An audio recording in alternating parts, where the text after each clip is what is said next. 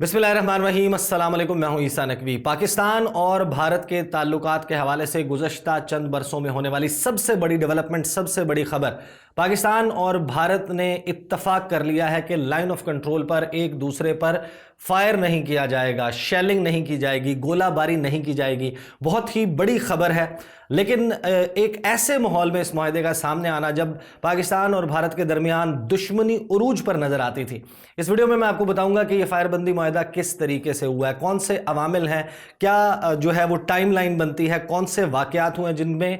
जिनका नतीजा जो है वो ये निकला है कि यह मुआहदा तय पा गया है, ये अंडरस्टैंडिंग तय पा गई है पाकिस्तान और भारत के दरमियान। एक दावा जो किया जा रहा है कि डॉक्टर मोईद यूसुफ, जो पाकिस्तान के वज़ीर आज़म इमरान खान के कौमी सलामती के मुअव्विन ख़ुसूसी हैं, डिफेक्टो नेशनल सिक्योरिटी एडवाइज़र हैं, पाकिस्तान के मशीर कौमी सलामती हैं, उनका भारत के मशीर कौमी सलामती अजीत दोवल के साथ एक खुफिया राबता था इंटरलॉक्यूटर्स के ज़रिए, और डायरेक्टली भी इनके दरमियान खुफिया तौर पर बात हो रही थी। और उसके नतीजे में ये अंडरस्टैंडिंग डेवलप हुई है पाकिस्तान और भारत के दरमियान। इसमें कितनी हकीकत है, क्या वाकई इन दोनों के दरमियान राब्ता था? फिर वज़ीर आज़म इमरान खान में 18 जनवरी के बाद एक वाज़े तब्दीली देखने में आ रही है। वो वाज़े तब्दीली क्या है और क्या वो भी इस मुआहदे के हवाले से इंपॉर्टेंट है, उसके हवाले से मैं आपको बताऊंगा। और ये किस माहौल में हुई है, ख़ासतौर पर पाकिस्तान के army chief general Qamar Javed Bajwa का इस सारे मामले में क्या किरदार था। और फिर हम कंक्लूड करेंगे इस सारी स्टोरी को इस बात पर कि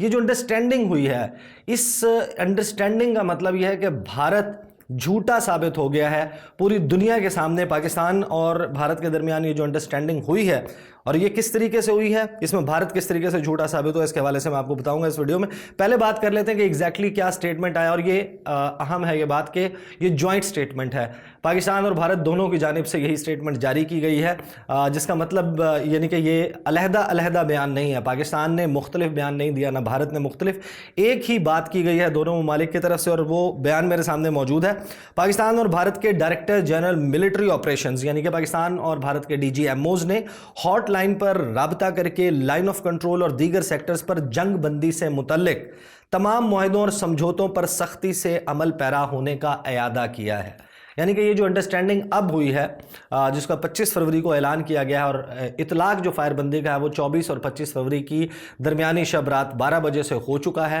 अब लाइन ऑफ कंट्रोल पर दोनों जानिब खामोशी है, चौकियाँ उसी तरीके से मौजूद हैं, फ़ौजें उसी तरीके से मौजूद हैं, लेकिन अब यह तय पा गया है कि ये एक दूसरे के ऊपर बमबारी, गोलाबारी, शेलिंग या फायरिंग नहीं करेंगे। ये जो अंडरस्टैंडिंग है, ये कोई नई अंडरस्टैंडिंग या नया मुआहदा नहीं है। 2003 का जो सीज़ फायर अंडरस्टैंडिंग, ये एग्रीमेंट है पाकिस्तान और भारत के दरमियान, उस पर और उसके बाद होने वाले जो अंडरस्टैंडिंग्स हैं उन पर सख्ती से अमल करने के हवाले से जो है इसका रीइटरेट किया गया, उसका इयादा किया गया। अब इसमें जो DGISPR है मेजर जनरल बाबर इफ्तिखार, उन्होंने जो है वो इसके हवाले से स्टेटमेंट जारी किया। इसकी तफसीलात हैं, कुछ टेक्निकल डिटेल्स हैं, मैं उसमें नहीं जाऊंगा। लेकिन जो DGISPR हैं मेजर जनरल बाबर इफ्तिखार, उन्होंने बताया कि पाकिस्तान और भारत में हॉटलाइन राबता 1987 से ये एक इस्टेब्लिश्ड राबता है। मुख्तलिफ औकात पर हमने देखा है कि होता रहा है, मैं इसके हवाले से पहले भी रिपोर्ट कर चुका हूँ। लाइन ऑफ कंट्रोल पर जंग बंदी के लिए 2003 में एक और अंडरस्टैंडिंग हुई थी, और 2014 से लाइन ऑफ कंट्रोल पर जंग बंदी की खिलाफ वर्जियों में तेज़ी आ गई थी। फिर उन्होंने ये बताया कि 2003 के बाद से अब तक 13,500 मरतबा लाइन ऑफ कंट्रोल पर सीज़ फायर की खिलाफ वर्जी हो चुकी है, जिसमें 310 शहरी जाँ बहक हुए हैं और 1600 के करीब ज़ख्मी हुए हैं। DGISPR ने बताया कि 2014 से 2021 के दरमियान 97 यानी कि 97% सीज़ फायर की जो खिलाफ वर्जियाँ हैं वो हुई, और तकरीबन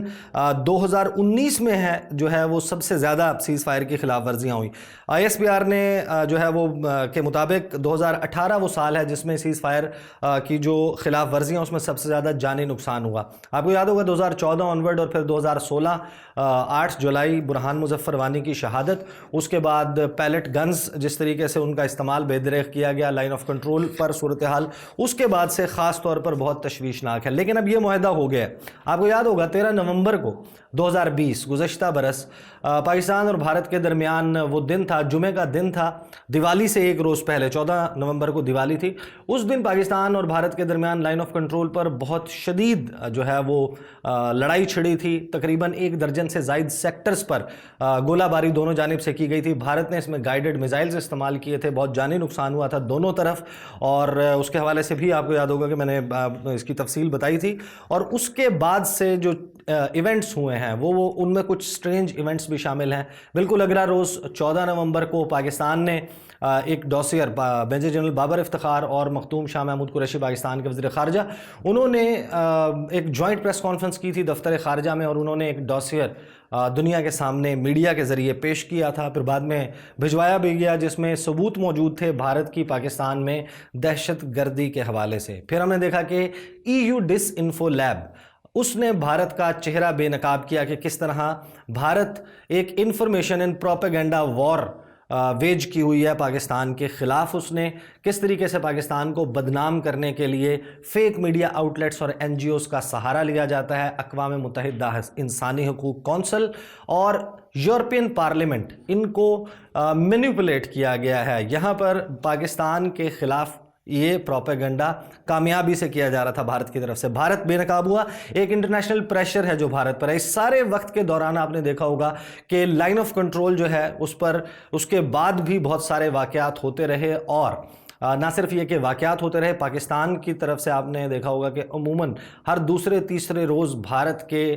जो डिप्टी हाई कमिश्नर हैं या नाज़िमुल उमूर चार्ज अफेयर्स, इसी तरीके से उनके किसी सीनियर सफारतकार को पाकिस्तान के दफ्तर ख़ारजा में बुलाकर एहतजाज किया जाता रहा। ये मामला जो है वो चलता रहा, लेकिन फिर चीज़ें जो हैं वो हमें तब्दील होती हुई नज़र आती हैं। आप वज़ीर-ए-आज़म इमरान खान को जो लोग ख़ास तौर पर ट्विटर पर फॉलो करते हैं, उन्हें याद होगा, उन्हें अंदाज़ा होगा इस बात का कि साल 2019 5 अगस्त के बाद से अब तक वज़ीर-ए-आज़म इमरान खान, शायद ही कोई एक हफ़्ता ऐसा गुजरा हो जिसमें नरेंद्र मोदी का नाम लेकर उनको कभी हिटलर, कभी जो है ज़ाहिर है कि जिस तरीके से वो उनके ऊपर तनकीद करते हैं, एक फाशिस्ट रिजीम, एक हिंदुत्व आइडियोलॉजी को फॉलो करने वाली रिजीम, और वज़ीर-ए-आज़म नरेंद्र मोदी को टारगेट करते हैं। इस सारे मामले में 18 जनवरी को जो वज़ीर-ए-आज़म ने आखिरी ट्वीट किया था, जिसमें नरेंद्र मोदी का नाम आखिरी मर्तबा वज़ीर-ए-आज़म इमरान खान ने 18 जनवरी को लिया था, उसके बाद से उनका ट्विटर अकाउंट साइलेंट है नरेंद्र मोदी के हवाले से। 5 फरवरी यौम यकजहती कश्मीर, इसी तरह 18 फरवरी जो कि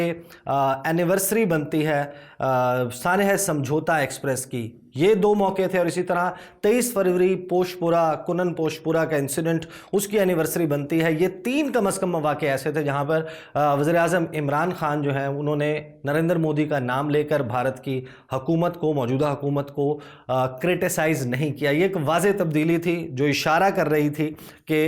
कुछ ना कुछ पाकिस्तान और भारत के दरमियान चल रहा है, और उसका नतीजा हमारे सामने मौजूद है। आपको याद होगा 15 जनवरी जो कि भारत का इंडियन आर्मी डे बनता है, इंडियन आर्मी डे पर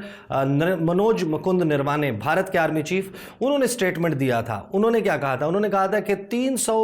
दहशतगर्द, उन्होंने जो अल्फाज इस्तेमाल किया था उनके मुताबिक टेररिस्ट, आतंकवादी, वो लाइन ऑफ कंट्रोल के दूसरी जानिब पाकिस्तान की जानिब मौजूद हैं। वो इनफिल्ट्रेट करना चाहते हैं, दरअंदाजी करेंगे, कश्मीर में आएंगे और हमारे ऊपर हमले करेंगे। भारत जो है वो एक 2 फ्रंट वॉर की तैयारी कर रहा है, चीन और पाकिस्तान को बैक वक्त टेक ऑन करेगा भारत। इसी किस्म की स्टेटमेंट्स भारत के आर्मी चीफ की तरफ से आती रही। उन्होंने ये भी कहा कि पाकिस्तान की जानिब से ड्रोन्स के ज़रिए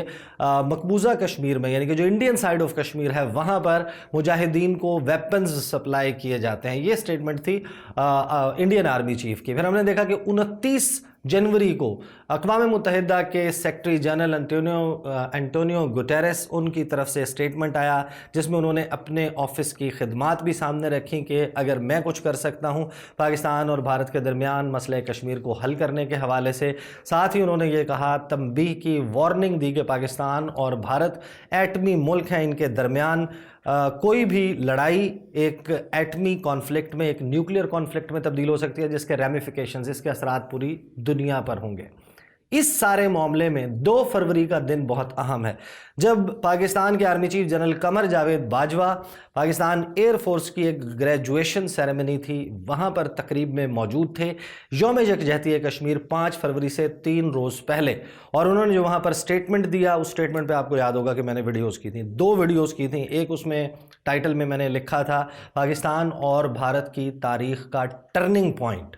انورٹڈ کاماز میں لکھا گیا تھا کہ کس طریقے سے یہ سٹیٹمنٹ جنرل باجوہ کا پاکستان اور بھارت کی تاریخ میں ٹرننگ پوائنٹ ثابت ہو سکتا ہے۔ اور اس سٹیٹمنٹ میں جنرل قمر جاوید باجوہ نے بھارت کے ساتھ جو ہے وہ بات چیت کرنے کا، مذاکرات کا اندیا دیا تھا۔ سٹیٹمنٹ کیا تھا ایگزیکٹلی، میں آپ کو کوئکلی ریڈ آؤٹ کر دیتا ہوں 2 فروری کو جو گریجویشن سیریمنی تھی وہاں پر، اور یہ اس سٹیٹمنٹ میں انہوں نے واضح کر دیا تھا کہ امن یا جنگ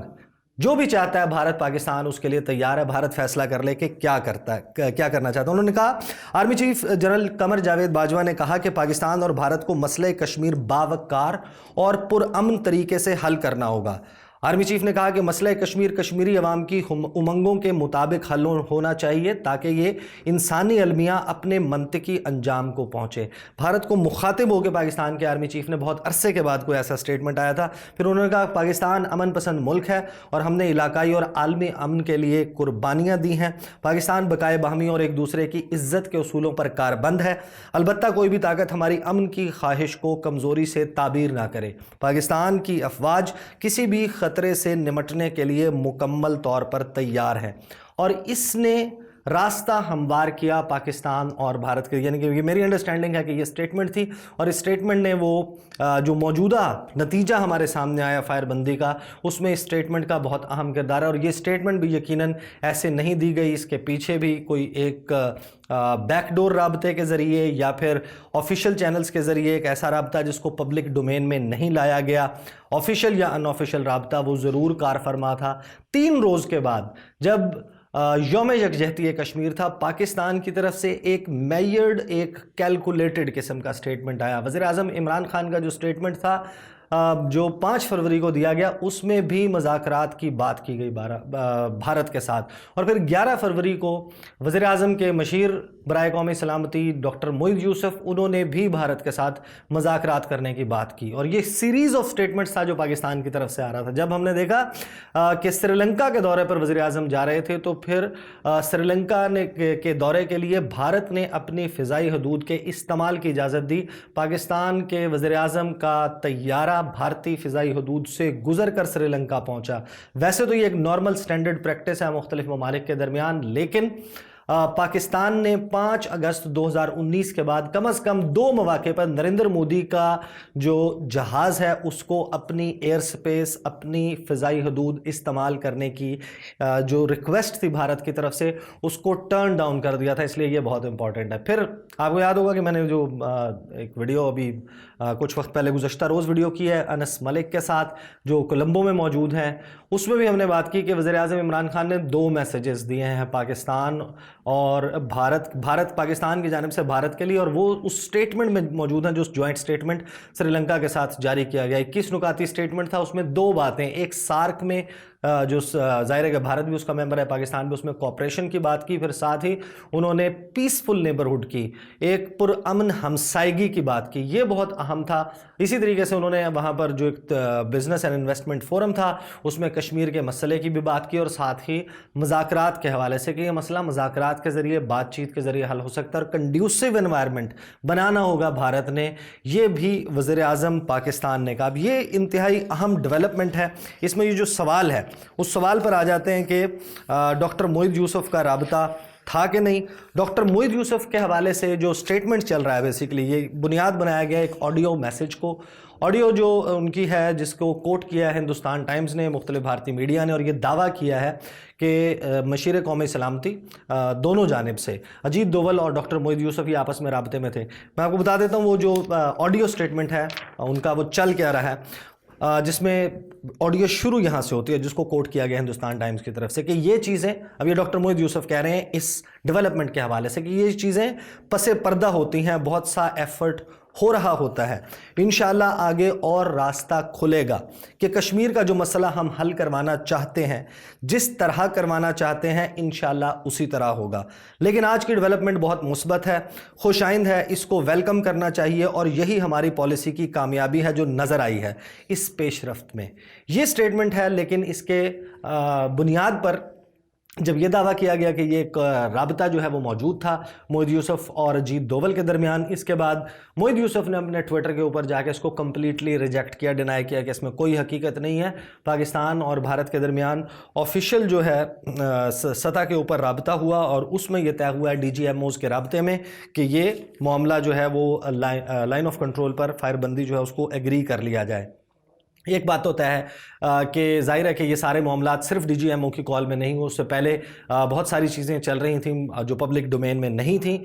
ہو سکتا ہے کہ یہ اجیت دوول اور موئید یوسف کا رابطہ نہ ہو، لیکن موئید یوسف جو ہے وہ پہلے بھی ایک مرتبہ یہ دعویٰ کر چکے ہیں کہ بھارت کی جانب سے بات چیت کے لیے جو ہے وہ اور اوپن اپ کرنے کے لیے مختلف چینلز، اس کے حوالے سے بات کی گئی۔ آپ کو یاد ہوگا کہ اکتوبر میں انہوں نے کرن تھاپر کو انٹرویو دیتے ہوئے یہ بات کہی تھی، اور اس کے اوپر پھر بہت ہنگامہ ہوا تھا۔ بھارت نے ڈینائی کر دیا تھا کمپلیٹلی کہ ہم نے بالکل پاکستان کے ساتھ کوئی رابطہ نہیں کیا۔ رابطہ ہوا ہے، اگر ایگزیکٹلی موئید یوسف کا نہیں بھی ہوا تو کسی نہ کسی لیول پر ایک بات چیت چل رہی تھی، جس کے نتیجے میں یہ سامنے آیا ہے۔ وہ ایگزیکٹلی کیا ہے، ہو سکتا ہے کہ آنے والے دنوں میں یہ سارا معاملہ سامنے آ جائے۔ اب آ جاتے ہیں لاسٹ کوسچن کی طرف، جس کو میں نے کہا تھا کہ بھارت اس سارے معاملے میں کیسے جھوٹا ثابت ہوا ہے۔ بھارت تمام الزام لگاتا تھا پاکستان پر، لیکن پاکستان کی جانب سے بھی ظاہر ہے کہ ایلیگیشن سارا کا سارا بھارت پر لگتا تھا۔ دو معاملات بہت اہم ہیں، ایک تو لائن آف کنٹرول پر پاکستان ایکسس دیتا ہے انٹرنیشنل آبزرورز کو، اور اقوام متحدہ کا جو ملٹری آبزرور گروپ ہے اس کے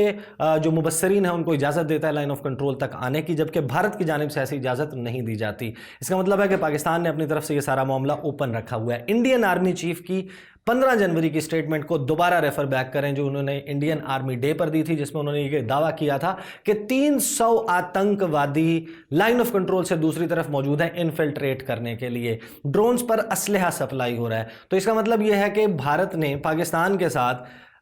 کس طریقے سے فائر بندی کا معاہدہ کر لیا اگر پاکستان پر یہ ایلیگیشن ہے۔ پاکستان کا تو ایلیگیشن صرف یہ تھا کہ آپ ہم پر فائر کھولتے ہیں، ہم جواب میں فائر کرتے ہیں۔ پاکستان نے اس قسم کی کبھی سٹیٹمنٹ نہیں دی کہ وہاں سے انفلٹریشن ہوتی ہے،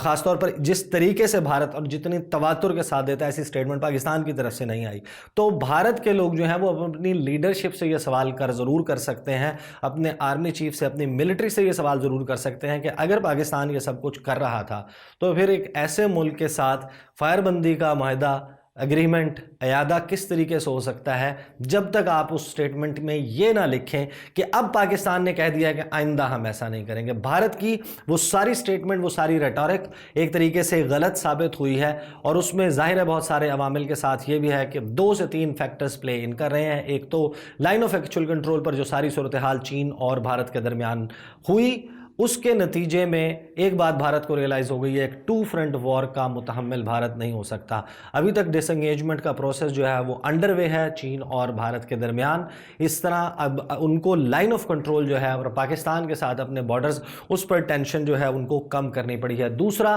ایک انٹرنیشنل حالات میں بھارت کے اوپر جس طریقے سے ڈاسیر سامنے آیا، بھارت کے حوالے سے EU ڈس انفو لیب ہو، ان کے اندرونی پریشرز، یہ سارے عوامل چپ ان کر رہے ہیں اپنے طور پر، اور نتیجہ ہمارے سامنے یہ ہے کہ لائن آف کنٹرول پاکستان اور بھارت کے درمیان، اس پہ فائر بندی کے حوالے سے انڈرسٹینڈنگ، ایک سمجھوتا طے پا گیا ہے۔ بہت سارے لوگ اس پر تنقید کر رہے ہیں، انکلوڈنگ پاکستان کے سابق ہائی کمشنر ہیں بھارت کے لیے عبد الباسط سمجھتے ہیں کہ جو ستمبر 2015 ہے اس میں بھی ہم نے کہا تھا اگر بھارت سیریس ہوتا تو جو ہے وہ یہ فائر بندی کا معاہدہ جو ہے وہ اس وقت ہو چکا ہوتا، اور ساتھ ہی انہوں نے یہ خدشہ بھی ظاہر کیا کہ یہ پاکستان کے خلاف جائے گا، بیک ڈور رابطے یا اس قسم کی کوئی انڈرسٹینڈنگ، اور ساتھ ہی ان کی پریڈکشن یہ ہے کہ اگلے چند ہفتے میں نہیں تو چند مہینوں میں بھارت دوبارہ سے لائن آف کنٹرول پر پاکستان کے اوپر گولہ باری کرے گا۔ یہ تھی تفصیلات، اس میں ڈیولپمنٹ کوئی ہوتی ہے کیونکہ کل فارن آفس کی آج یعنی کہ جمعے کے روز بریفنگ بھی ہے، اس بریفنگ میں کیا مزید اس کی تفصیل سامنے آتی ہے اس کے حوالے سے بھی میں آپ کو آگاہ کروں گا۔ اگلی ویڈیو میں آپ کے ساتھ ملاقات ہوگی، مجھے اجازت دیجیے، اللہ حافظ۔